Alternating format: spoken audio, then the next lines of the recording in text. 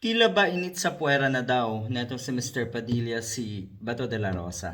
Noon nga na tanggapin bilang kapalit na itong si Bato, itong si Robin Padilla bilang miyembro nga ng Blue Ribbon Committee.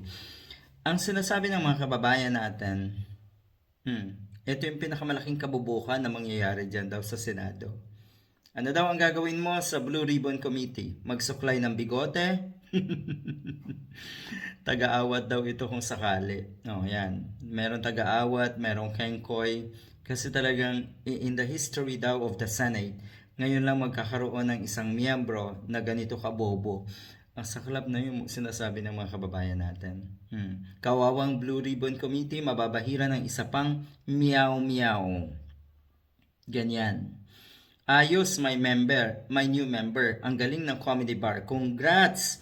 Kumbaga sa madyong panahon, sa pizza o sa tong it's patay na baraha. Anyway, kung ano man. Yun. Ang balita po kasi, ito, formal lang nahalal itong si Padilla bilang miyembro ng makapangyarihang Senate Blue Ribbon Committee. Kaya pwede ka nang pumirma sa mga reports.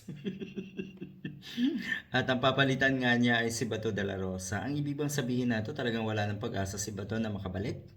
Hindi na ba talaga babalik si Bato de la Rosa? Kasi kung totoong nagpa-function ang kanyang opisina habang siya ay nagtatago, o ay bakit ganito ang nangyari?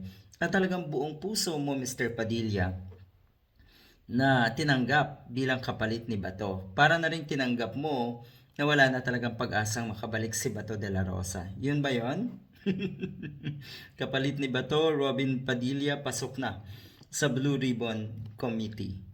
Good luck kung ano man ang mangyayari, pero dapat alamin natin kung ano yung pinakarason. Bakit hindi na ba talaga babalik si Bato?